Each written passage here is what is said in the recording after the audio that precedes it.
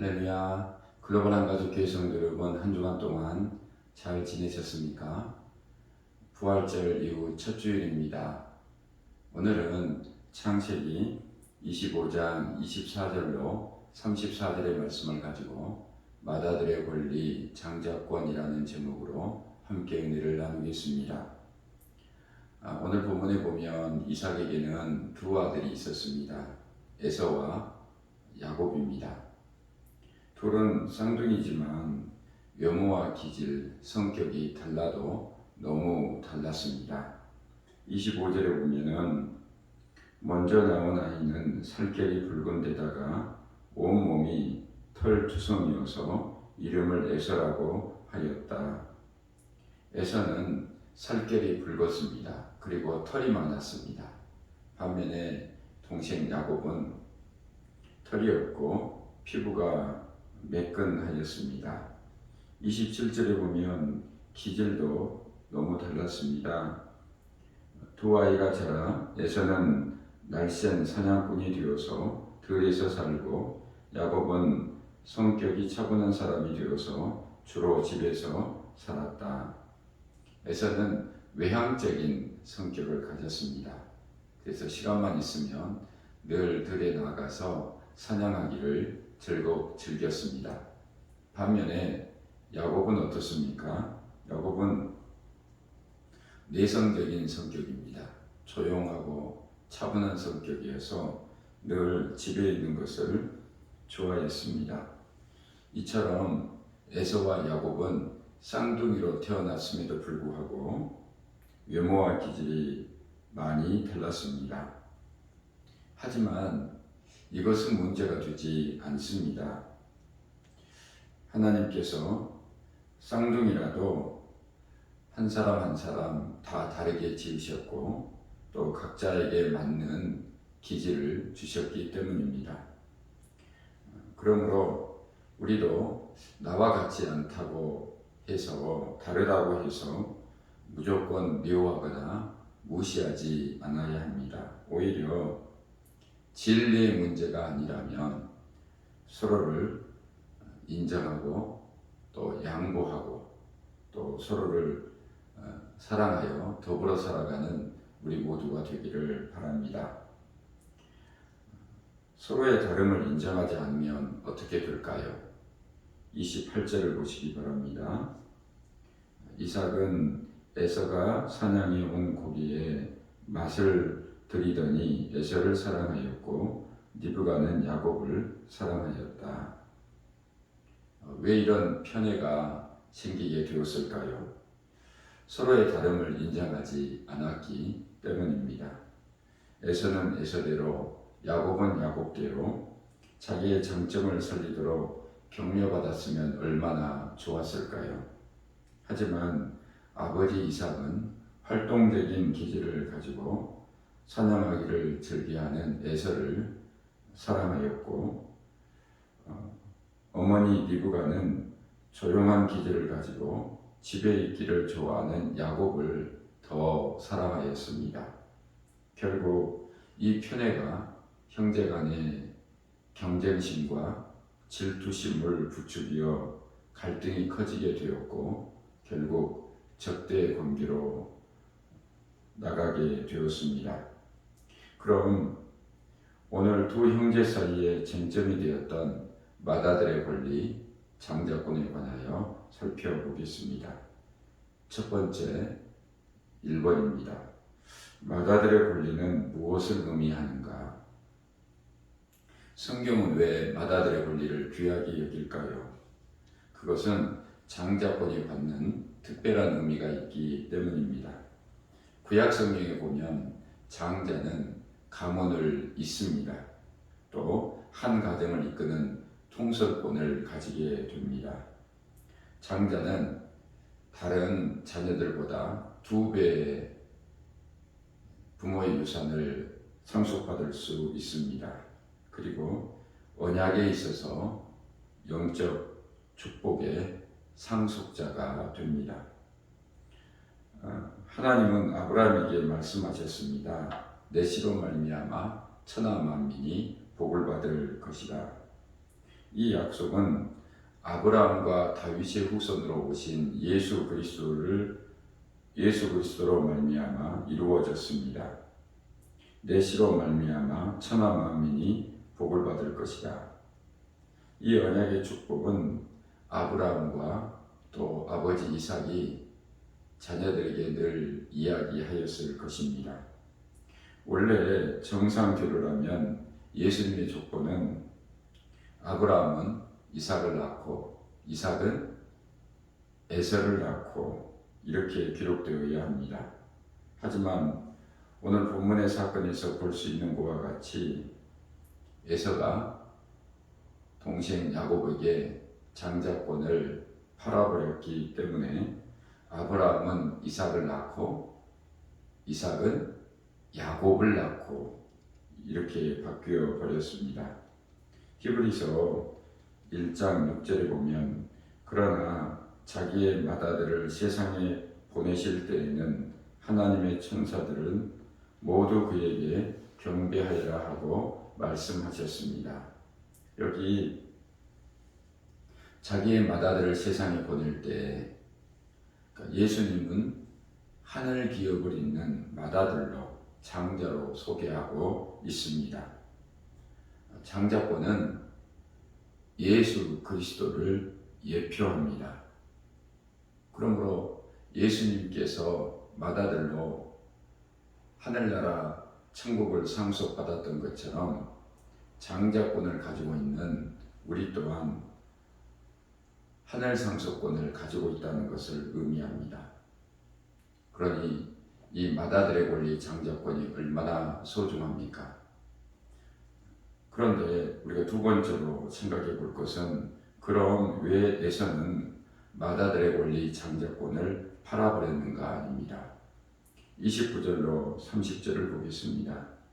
한 번은 야곱이 죽을 끓이고 있는데 에서가 허기진 채 들에서 돌아와서 야곱에게 말하였다. 그 붉은 죽을 좀 빨리 먹자.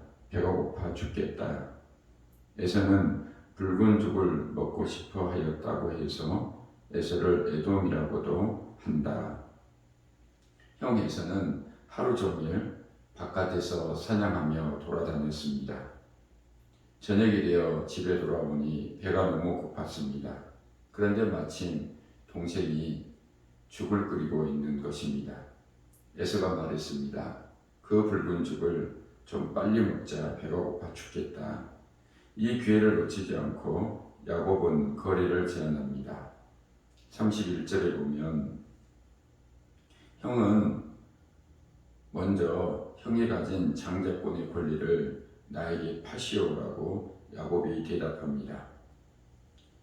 32절에 에서가 말하였다. 이것 봐라. 나는 지금 죽을 지경이다. 지금 나에게 맏아들의 권리가 뭐 그리 대단한 거냐? 라고 대답을 하지요. 32절 보십시오.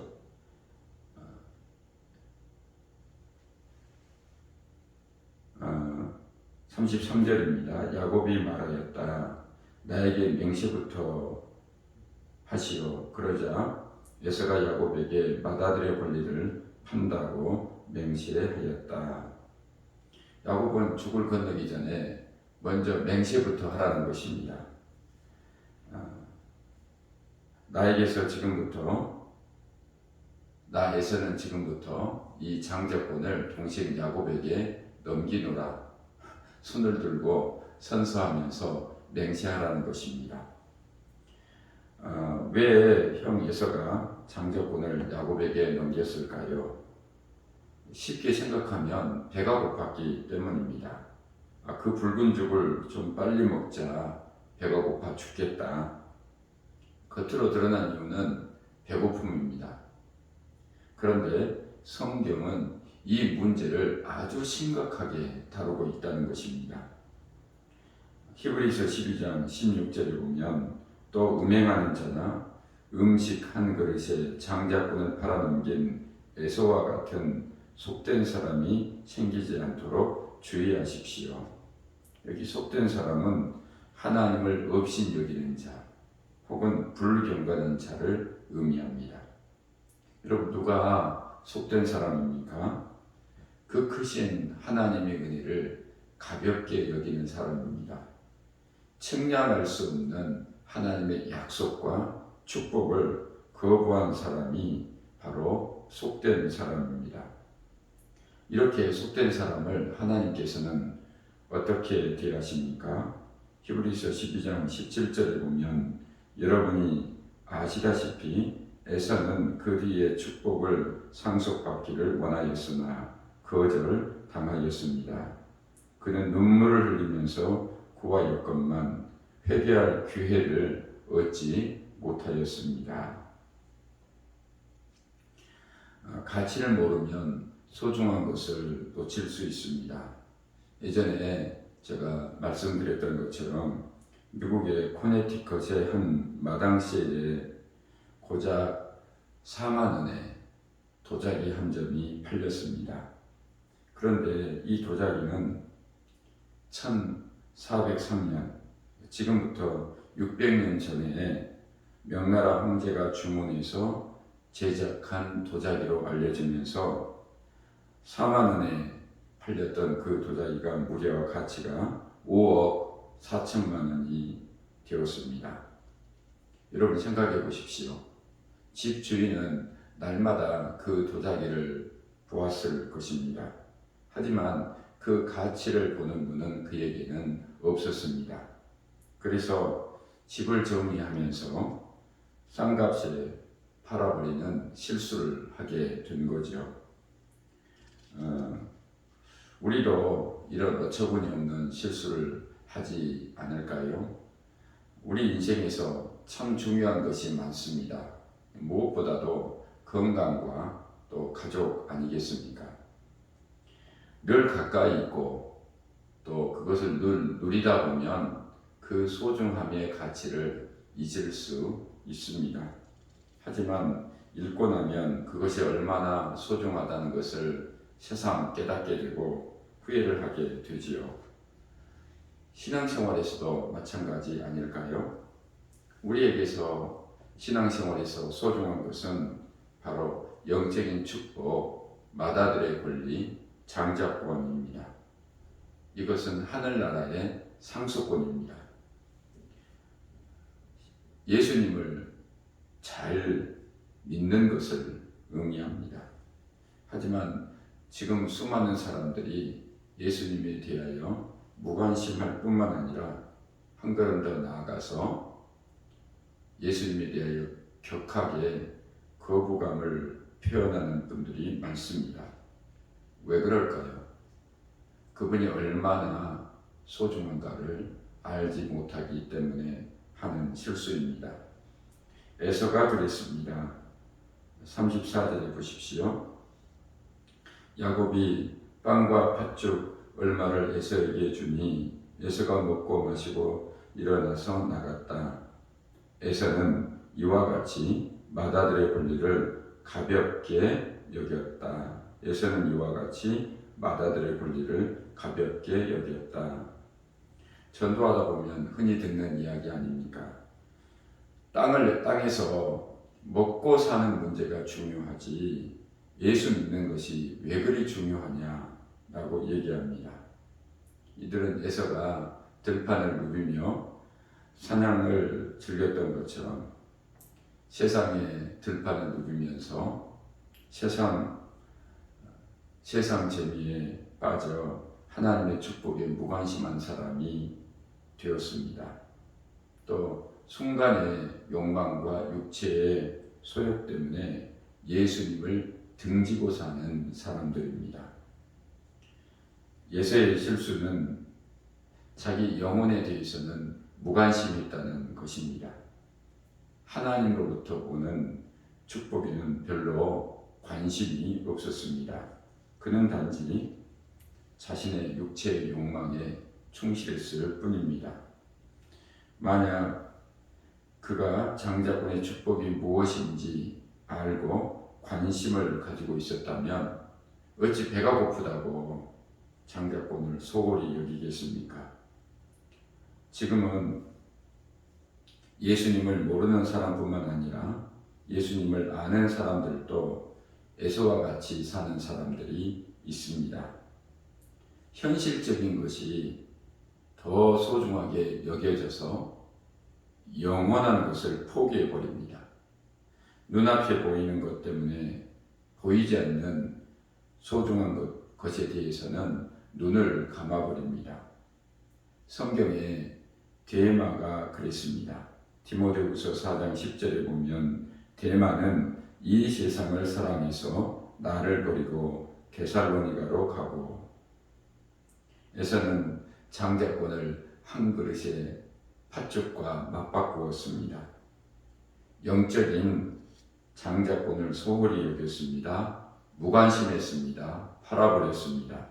그 결과 영적인 축복, 믿음의 계보에서 그는 탈락하고 말았습니다. 이 얼마나 안타깝고 어리석은 일입니까? 그럼 세 번째 마지막으로 왜 야곱은 맏아들의 권리 장자권을 얻으려고 했는가? 야곱은 차자입니다. 그러나 야곱은 늘 형이 가지고 있는 장자권을 부러워했습니다. 늘 마음속에 어떻게 하면 형의 장자권을 차지할 수 있을까 생각했던 것 같습니다. 그렇지 않고서는 들에 나가 이리저리 뛰어다니다가 배가 고파서 들어온 형 에서가 배가 고프니 네가 지금 쓰고 있는 죽을 달라고 했을 때 바로 그는 그럼 형이 가지고 있는 장자권을 내게 팔아 라고 제안할 수 있었겠습니까? 그는 자나깨나 형이 가지고 있는 장자권에 관심을 가지고 있었던 것입니다. 야곱이 장자권에 집착을 한 것은 유산을 2배로 받기 위함이었을까요? 그런 것 같지는 않습니다. 나중에 야곱은 형 에서를 피해서 모든 것을 다 포기하고 혀를 단신 야반도주하지 않습니까? 그래서 형 에서가 대부분 아버지 이삭이 가지고 있는 재산을 상속받았습니다. 그럼 왜 그토록 많은 위험을 감수하고 많은 것을 포기하면서까지 야곱은 맏아들의 장자권을 얻으려고 했을까요? 그것은 아브라함과 하나님께서 맺은 언약을 그는 알았기 때문입니다. 내 씨로 말미암아 천하 만민이 복을 받으리라. 이 상속자가 되기 위함이었습니다. 장자권이 되면은 예수님의 족보에 그 이름을 올릴 수 있었다는 것을 그는 알았습니다. 그래서 아브라함은 이삭을 낳고 이삭은 에서가 아닌 누구를 낳고 야곱을 낳고, 하나님은 자신을 어떻게 소개합니까? 아브라함과 이삭과 야곱의 하나님이라고 소개합니다. 오늘날 장자권, 맏아들의 권리를 신앙 고백으로 표현하자면 예수님, 나는 당신이 필요합니다. 예수님, 나는 당신이 없이는 하루도 살아갈 수 없습니다라는 고백인 것입니다. 에서는 장자권을 우습게 여겼지만 야곱은 장자권을 귀하게 여겼습니다. 그래서 에서는 장자권을 팥죽 한 그릇과 맞바꾸었지만 야곱은 기회를 찾아서 장자권을 얻었고 끝까지 목숨을 걸고 장자권을 지켜냅니다. 20년이 흘러서 야곱이 다시 고향으로 돌아올 때 에서가 400명의 군사를 거느리고 야곱에게 다가왔습니다. 이때 야곱은 자기의 재산으로 형의 마음을 녹이려고 했습니다. 하지만 결코 이 위험천만한 순간에도 자기의 온 가족이 전멸될 수도 있는 위급한 상황 속에서도 자신이 가지게 된 장자권 이야기는 꺼내지도 않습니다. 그리고 자신의 장자권을 에서에게 되돌려주려는 마음이 추호도 없었음을 우리는 알게 됩니다. 야곱은 장자권의 소중함을 알고 그것을 끝까지 지켜냈습니다. 하늘의 축복을 끝까지 놓치려고 하지 않았습니다. 야곱은 장자권을 얻고 그 위에 많은 어려움을 겪었습니다. 20년 동안 부모 곁을 떠나 타향살이 하면서 온갖 서름을 다 겪었습니다.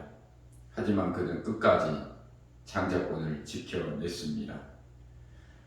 그는 하늘로부터 부어지는 축복과 은혜를 잘 알고 있었습니다.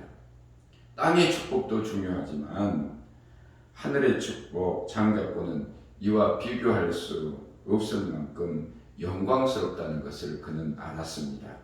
그래서 끝까지 소중하게 간직하고 지켜낼 수가 있었습니다. 사랑하는 여러분, 저와 여러분은 하늘나라의 맏아들 장자들입니다.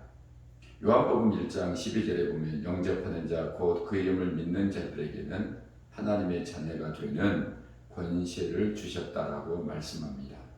그런데 이 하나님의 자녀들의 권세가 히브리서 12장 22절로 23절에 보면은 하늘에 등록된 장자들의 집회, 하늘에 기록된 장자들의 총회, 집회, 그 모임이라고 표현되어 있습니다. 하나님의 자녀들을 모두가 다 장자들이라고, 하늘나라의 시민권자, 하늘나라의 상속자들로 이렇게 표현되어 있습니다.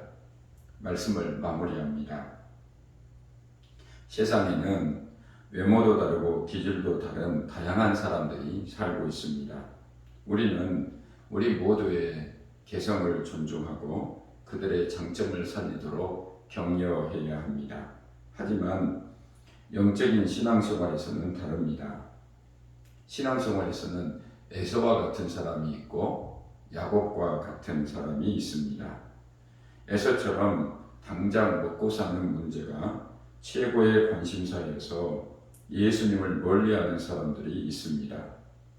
이들은 에서처럼 세상의 재미에 빠져 세상의 들판을 헤매고 다니면서 하늘 축복에는 무관심합니다.